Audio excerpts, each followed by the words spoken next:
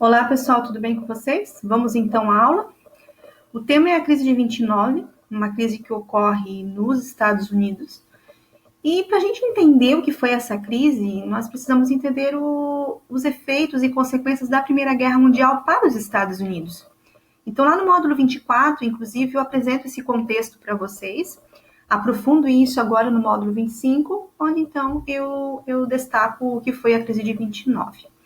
Bom, a Primeira Guerra, né, o efeito final da Primeira Guerra Mundial, com certeza vai beneficiar muito os Estados Unidos. Bom, já no início, né, da Primeira Guerra Mundial ali, os Estados Unidos já participou indiretamente, cedendo produtos e alimentos, tudo que os europeus necessitavam durante esse contexto da guerra, visto que a sua produção industrial caiu, né, por conta do conflito. Então, os Estados Unidos ali já também, economicamente, já tinha um retorno significativo. Com a entrada dele na guerra em 1917, no lugar da Rússia, ele entra, né, do lado da Tríplice Entente e eles vencem, então, a guerra.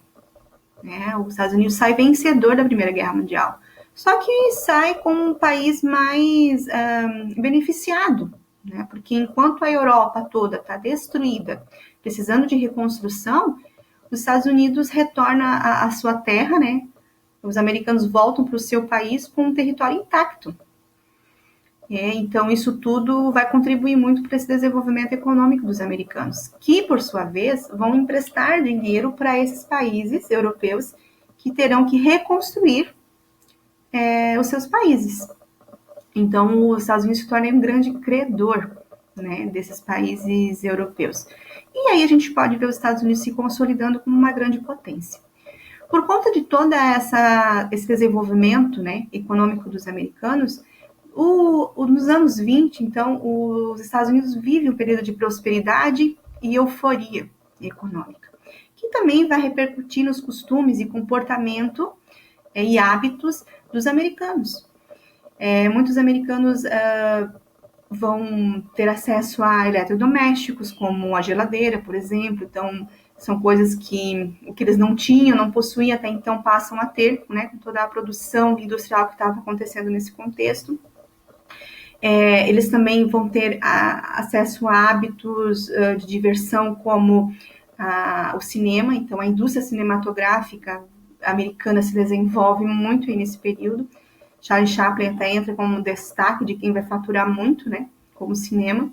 A questão da arte, da música com jazz, né, então isso tudo repercutiu, né, no cotidiano e nos hábitos dos americanos.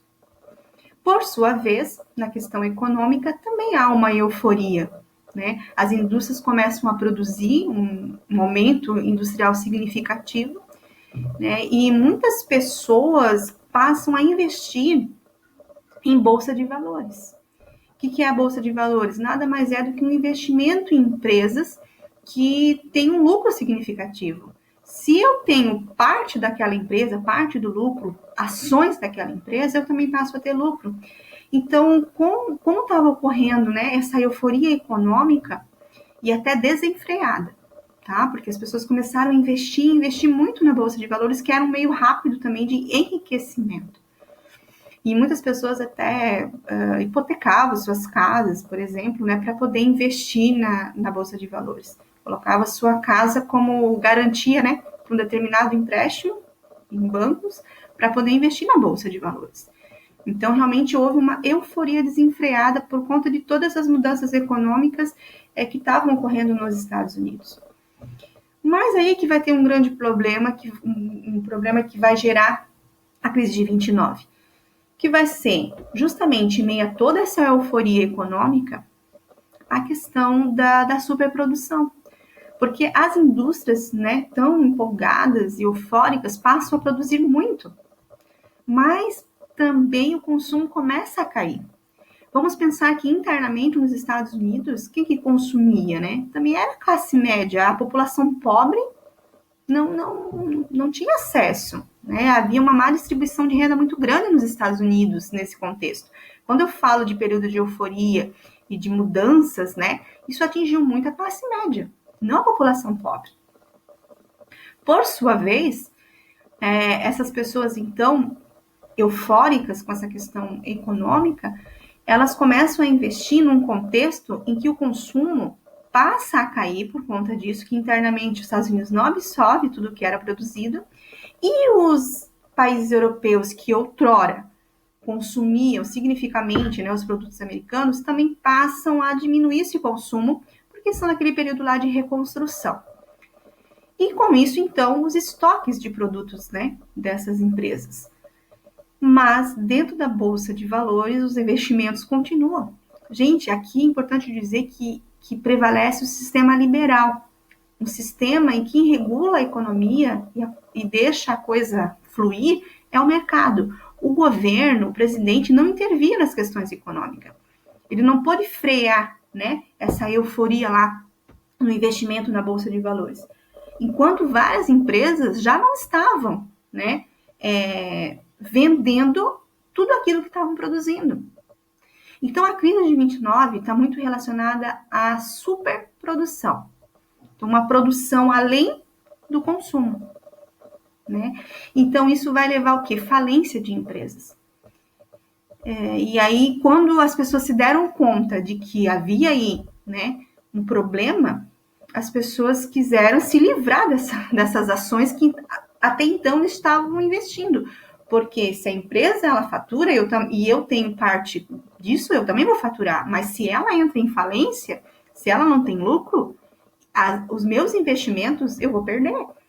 Então, quem tinha ações dessas empresas, né, que estavam entrando em falência, entrando nesse colapso econômico, eles queriam mais se livrar dessas ações e vender. E o que isso vai gerar? As pessoas não vão querer comprar praticamente essas ações. E o preço das ações, cai.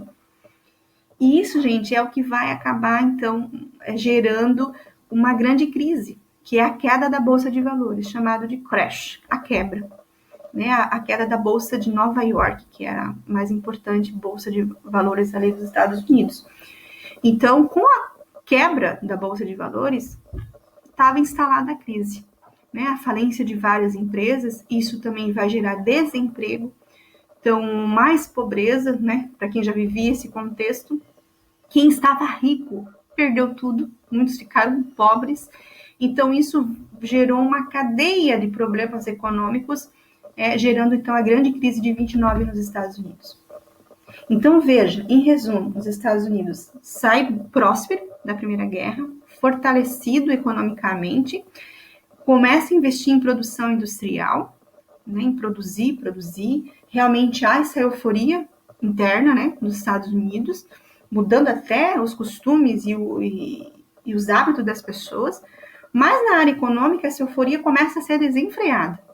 Muito investimento na Bolsa de Valores, né, porque as pessoas queriam ter lucro, né, dessas empresas que até então faturavam, mas com a superprodução começou então a cair, né, essa lucratividade. E quem investiu nessas empresas que agora vive uma crise, né, financeira, eles querem mais se livrar, né, dessas ações, dos quais ninguém mais queria também comprar. E isso vai levar, então, à queda da Bolsa e, com isso, a grande crise. Então, o fator preponderante aqui, né, é a questão da superprodução. Esse investimento desenfreado, né, e uma produção também desenfreada, né, que não acompanhou o consumo. Então, isso é sistema liberal, gente. Esse é um sistema capitalista, liberal, onde o mercado, né, deixa a coisa acontecer. Né? O governo não interviu nesse momento, ele não freou, né, essa questão desses investimentos em empresas que não estavam lucrando. Né? Então, realmente, houve uma crise do sistema liberal e do sistema capitalista, e que vai repercutir nos Estados Unidos e de todos os países que dependiam economicamente dele. Dos europeus, que emprestaram dinheiro e que agora terão que devolver esse dinheiro, para o Brasil, que também foi afetado, porque o Brasil era um grande exportador de café, e os Estados Unidos também parou de comprar esse café. Então, muitos países que dependiam realmente dos Estados Unidos foi afetado. Então, foi uma crise realmente que impactou dentro e fora dos Estados Unidos. E como ele vai se recuperar? Bom, isso a gente vai estar estudando aí nos próximos módulos. Eu espero que vocês tenham entendido, tá?